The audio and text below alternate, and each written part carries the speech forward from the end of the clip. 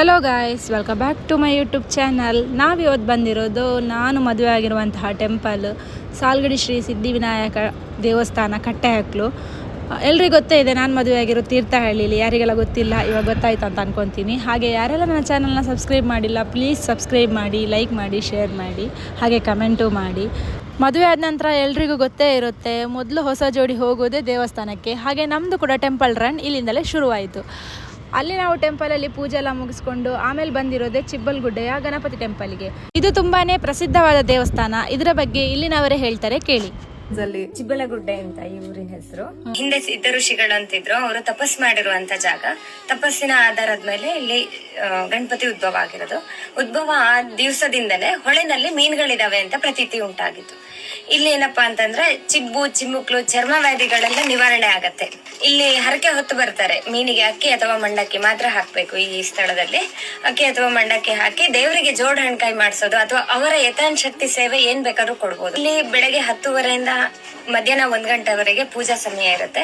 ಬೆಳಗ್ಗೆ ಅನುಕೂಲ ಆಗಿ ಬೆಳಗ್ಗೆ ಬೇಗ ಬರೋರಿದ್ರೆ 7:30 8:00 ಒಳಗಡೆ ಒಂದು ಪೂಜೆ ಆಗತ್ತೆ. ಗೈಸ್, ನೀವೇನಾದರೂ ತೀರ್ಥಹಳ್ಳಿಗೆ ಬಂದಿದ್ರಾದ್ರೆ ಈ ಒಂದು ಪ್ಲೇಸ್ಗೆ ಬರೋದನ್ನು ಮರಿಬೇಡಿ.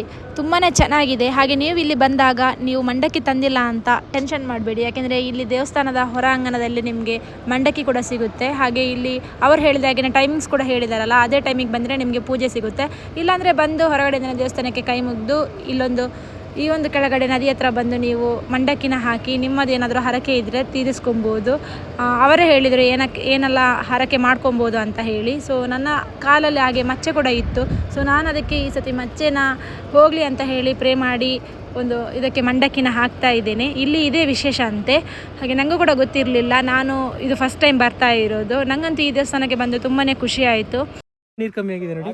ಮುಂಚೆ ಅದಕ್ಕೆ ಮಕ್ಕೊಂಡು ಇದು ಕಾಲಲ್ಲಿ ಇದೆಯಲ್ಲ ಅದೆಲ್ಲ ಹೋಗ್ಲಿ ಅಂತ ಹೇಳ್ಬಿಟ್ಟು ಅದಕ್ಕೇನೆ ದೇವಸ್ಥಾನ ಕಾಲಲ್ಲೆಲ್ಲ ಮಚ್ಚೆ ಕಾಲಲ್ಲೆಲ್ಲ ಹೋದ್ರೆ ಮತ್ತೆ ಬಂದು ಹಾಕ್ತೀನಿ ಅಂತ ಮತ್ತೆ ಬಂದು ಹಾಕ್ತೀನಿ ಅಂತ ಹೇಳಿ ಮೀನಿಗೆ ಅರ್ಥ ಆಯ್ತಾ?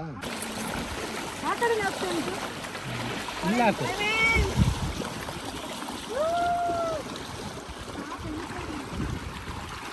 ಹಾಕೋ ಬರತ್ತಾ ಹಂಗೆ ಹಾಕಿ.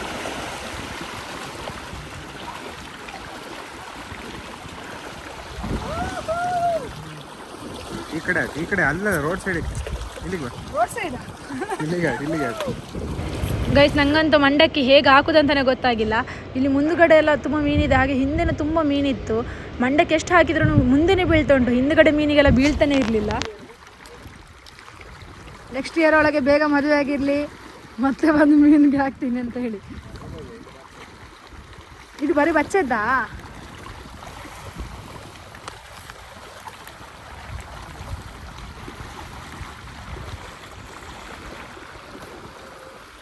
ಹಾಕಿದ್ರಾ ನೀವು? ಅದನ್ನೇ ಬೇಡಬೇಕಿತ್ತು ನಮ್ಮದು. ಧನುಷ ಹಾಕು ಹಾಗೆ ಬಿಸಾಕಿದ್ರೆ ಬೀಳುತ್ತಾ? ಯಾಕೆ ಹೋದದ್ದು?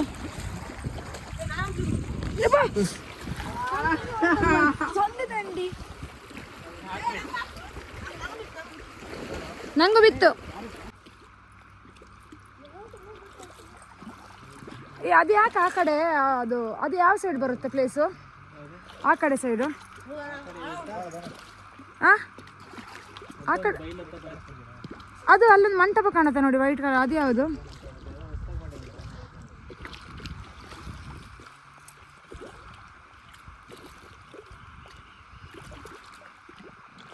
ಗೈಸ್, ನಾನು ನಿಮಗೆ ತೋರಿಸ್ದಾಗೇ ಅಲ್ಲೊಂದು ಮಂಟಪ ಇತ್ತಲ್ಲ, ಅದು ಯಾವ ಮಂಟಪ ಅಂತ ನಂಗೆ ಗೊತ್ತಿಲ್ಲ, ಇವ್ರಿಗೂ ಗೊತ್ತಿಲ್ಲಂತೆ. ನಂಗೆ ಅಲ್ಲಿ ಮೇಲೆ ಬರುವಾಗ ಕೇಳೋಕ್ಕೂ ಮರ್ತೋಯ್ತು. ನಿಮಗೇನಾದರೂ ಈ ವ್ಲಾಗ್ ನೋಡ್ತಾ ಇದ್ದು ನಿಮಗೆ ಈ ಪ್ಲೇಸಲ್ಲಿ ಇದ್ದವರಿಗೆ ಅಥವಾ ಯಾರಿಗಾದರೂ ಅದು ಯಾವ ಮಂಟಪ ಅಂತ ಗೊತ್ತಿದ್ದರೆ ಕಮೆಂಟ್ ಮಾಡಿ. ಹಾಗೆ ನಾನಂತೂ ಇಲ್ಲಿ ತುಂಬಾ ಎಂಜಾಯ್ ಮಾಡಿದೆ, ದೇವಸ್ಥಾನಕ್ಕೆ ಬಂದು ಖುಷಿನೂ ಆಯಿತು. ಹಾಗೆ ಗೈಸ್, ನಾವು ಹೋಗ್ತಾ ಹೊರಗಡೆ ಅಂಗಡಿಯಲ್ಲಿ ತುಂಬ ವೆರೈಟೀಸ್ ಇತ್ತು. ಸೊ ಅದನ್ನು ನಾನು ನೋಡಿದೆ. ಅದರಲ್ಲಿ 2 ಇತ್ತು, ಒಂದು ನಿಂಬೆ ಮತ್ತು ಒಂದು ಶುಂಠಿ ಅಂತ, ರುಚಿ ನಿಂಬೆ ಅಂತೆ. ಸೊ ನಾನು ಇದನ್ನು ಟ್ರೈ ಮಾಡಿದೆ, ನನಗಂತೂ ತುಂಬಾ ಖುಷಿ ಆಯಿತು. ಹಾಗೆ ನಾನು ತಗೊಂಡೆ ಕೂಡ. ನೀವೇನಾದರೂ ಈ ಕಡೆ ಹೋದರೆ ಅದನ್ನು ತಗೊಳ್ಳೋದನ್ನು ಮರಿಬೇಡಿ. ಸೊ ಈ ವ್ಲಾಗ್ನ ಇಲ್ಲೇ ಎಂಡ್ ಮಾಡ್ತೀನಿ. ನೆಕ್ಸ್ಟ್ ವ್ಲಾಗ್ನಲ್ಲಿ ಸಿಗೋವರೆಗೂ tata, bye bye, take care.